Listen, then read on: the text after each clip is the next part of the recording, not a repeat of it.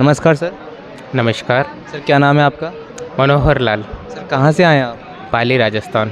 Sir पाली राजस्थान से हो, आप यहाँ के लोकल निवासी हो और जो ये आश्रम है वो भी आपके ही पाली डिस्ट्रिक्ट में भी है। तो सर जो ये आश्रम आपके ज़िले में बना है तो इसके बारे में आपका क्या कहना है? सर जैसे कि मेरे को पहले भी सितंबर में कोई प्रोग्राम था, उसमें बोला था, लेकिन मेरे पड़ोसी ने आ नहीं पाया एग्ज़ाम के कारण।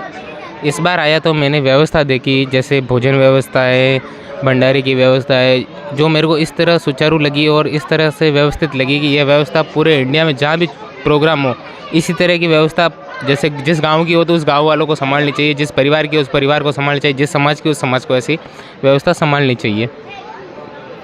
सर आप कह रहे हो कि जो यहाँ की व्यवस्था है पूरे विश्व में कहीं नहीं है, तो सर हम आपसे दो बड़े बड़े समुदाय को बोल दूँ तो मैं, एक तो अपना समुदाय ये आज मैंने जो देखा, और एक हमने जहाँ देखा हमारा आरएसएस का समुदाय, इनके अलावा मैंने कहीं नहीं देखा ऐसा। अच्छा, आप आरएसएस से बिलोंग करते हो? जी सर। सर आप आरएसएस से हो तो आप यहाँ की जो व्यवस्थाएं देखी आपने, वो कहाँ तक सही है कि जो संत रामपाल जी महाराज के शिष्य कहते हैं कि हमारे गुरुजी ने अनेकों मुहिम चला रखी है, जैसे दहेज मुक्त प्रथा और नशा मुक्त भारत, तो सर ये कहाँ तक सही है कि आपने जब आश्रम में एंट्री की तो कहीं किसी को नशा करते हुए देखा आपने? नहीं सर, किसी को नशा करते हुए नहीं देखा। ये लगभग अपन बोल सकते हैं 101% तक सही है सर। 101% तक सही है जी सर। मतलब आपका कहना है कि जो संत रामपाल जी महाराज की मुहिम है वो सही है?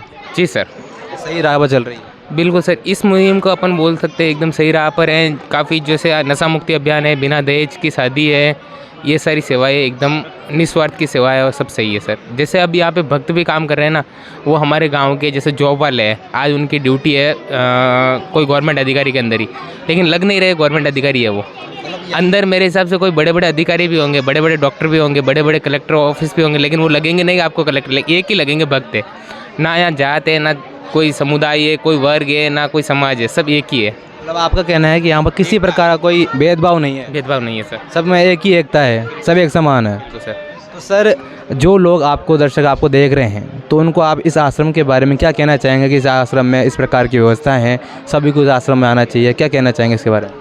अगर आपको सामाजिक जीवन के अंदर व्यवस्थाओं को एक रूप में देखना है और अगर अपने जीवन में व्यवस्थाओं को ढालना है तो एक बार यहाँ पे आके देखिए, ताकि व्यवस्थाओं को आप सीख लेंगे कि व्यवस्था किस प्रकार होती है। और दूसरी चीज़ की जैसे कि कोई चीज़ ज्ञान की भी मिलती है अपन को देखने के लिए। भोजन के अंदर जैसे अपन भोजन करने जाए तो वहाँ पे आपको पता चलेगा कि भोजन का एक कण भी नहीं है, तो वो नहीं गिरा हुआ मिलता है, क्योंकि सफाई व्यवस्था उस प्रकार है। और भोजन भी मैंने देखा, इतनी देर भोजन चल रहा है लेकिन बिल्कुल ही वेस्ट नहीं जा रहा खाना।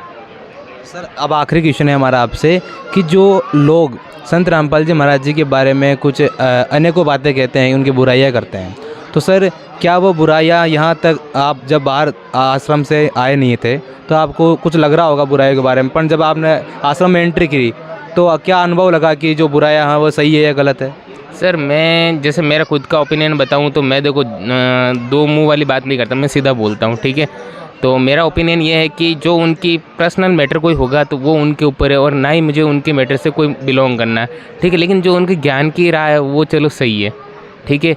और उनका कोई पहले रहा हुआ होगा तो इतिहास मुझे पता है नहीं, और चलो इतिहास सही होगा तो शायद कहीं प्रशासन भी गलत हो सकता है, और कई बार अपन बोल सकते हैं कि गुरु जो ज्ञान की राह दे रहे वो तो सही है, लेकिन अपन प्रशासन को भी गलत नहीं ठहरा सकते, वो उनकी अलग है, लेकिन ज्ञान की गंगा सही है। आपका कहना है कि जो संत रामपाल जी की महाराज के जो नियम कानून है वो सही है, नियम सही है, ठीक। और सर आपका क्या कहना है?